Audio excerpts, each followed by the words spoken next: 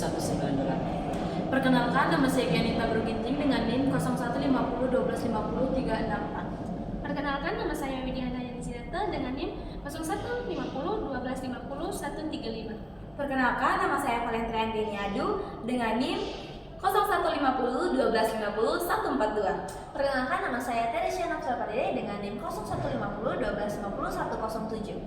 Di sini kelompok kami akan membahas tentang anatomi fisiologi sel. Selamat menonton. Di sini saya akan menjelaskan mengenai sel. Sel merupakan penyusun dasar dalam manusia dan juga merupakan unit terkecil dari makhluk hidup. Tubuh manusia tersusun dari 100 triliun sel. Nah, 3 bagian penting dalam sel adalah yang pertama adalah membran sel, berfungsi untuk melindungi, komunikasi, dan filter selektif. Lalu terdapat 2 transportasi dalam membran sel, yaitu transportasi pasif dan aktif. Kalau transportasi pasif itu tidak membutuhkan energi, yaitu difusi dan osmosis. Kalau yang aktif itu membutuhkan energi, yaitu adenosat trifosfat atau ATP. Lalu kita akan lanjut lagi ke nukleus. Nah, nukleus ini merupakan inti sel yang berfungsi sebagai pusat kendali, simpan DNA, dan mengatur keturunan. Bagian-bagiannya itu ada DNA, lalu ada nukleus, nukleolus atau RNA dan protein, lalu ada nukleoplasma atau cairan inti. Lalu kita akan menjelaskan ke sitoplasma. Jadi di sini saya akan menjelaskan mengenai sitoplasma dan organel-organel penting lainnya yang berfungsi di dalam tempat untuk metabolisme sel. Yang pertama ada rea granular yang berfungsi untuk membuat protein. Lalu ada rea agranular yang berfungsi untuk membuat lemak dan hormon. Lalu ada juga ribosom yang berfungsi untuk memproduksi protein. Lalu ada juga Golgi yang berfungsi untuk kemas dan distribusi protein. Lalu ada juga lisosom yang berfungsi sebagai tempat untuk mencerna dan daur ulang. Lalu ada mitokondria yang merupakan tempat untuk menghasilkan energi atau adenosat trifosfat yang disingkat dengan ATP. Selanjutnya, energi sel. Satu sumber energi sel adalah makanan. Makanan masuk ke dalam sel melalui endositosis, fagositosis, atau pinositosis. 2. Makanan dipecah oleh enzim lisosom. Hasilnya berupa molekul kecil seperti glukosa, asam amino, asam lemak, dan fosfat. 3. Proses di dalam sel. Molekul-molekul kecil diproses bersama oksigen sehingga menghasilkan energi dalam bentuk ATP, sekaligus menghasilkan karbon dioksida dan air sebagai sisa. 4. ATP atau endosis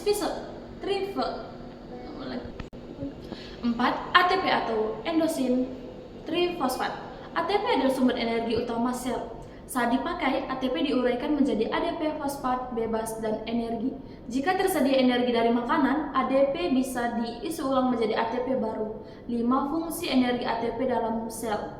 Untuk transport membran, misalnya memompa ion natrium, kalium, dan fosfat.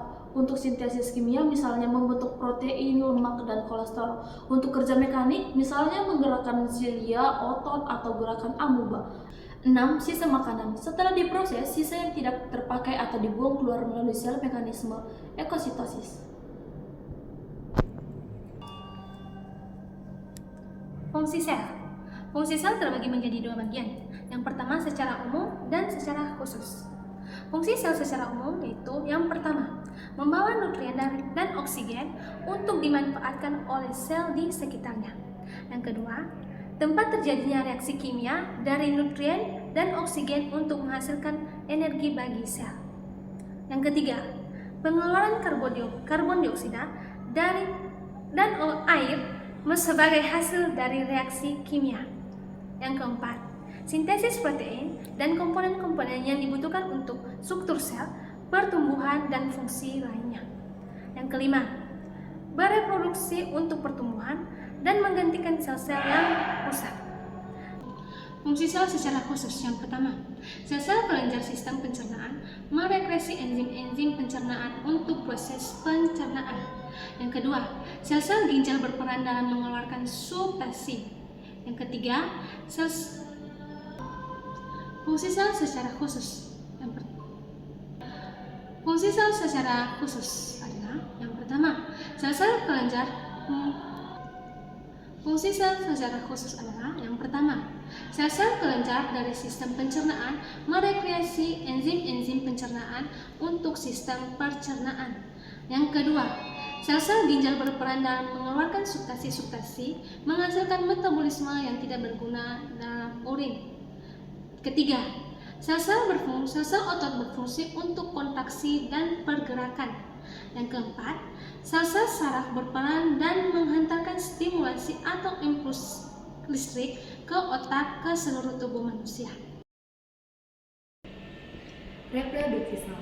Untuk mempertahankan hidupnya, sel melakukan proses regenerasi, yaitu dengan cara reproduksi. Proses reproduksi sel ini melalui 3 cara, yaitu amitosis, mitosis, dan juga meiosis. Yang pertama, amiosis.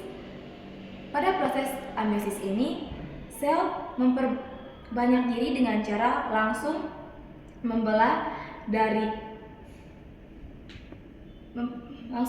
diri tanpa melalui tahap-tahap pembelahan sel dari 1 menjadi 2, 2 menjadi 4, 4 menjadi 8, dan seterusnya. Yang kedua, mitosis. Pembelahan mitosis terjadi pada sel-sel tubuh untuk menggantikan sel-sel yang rusak dan juga yang mati. Tahap pembelahan sel secara mitosis terbagi menjadi 4, yaitu yang pertama profase, metafase, anafase, dan juga telofase.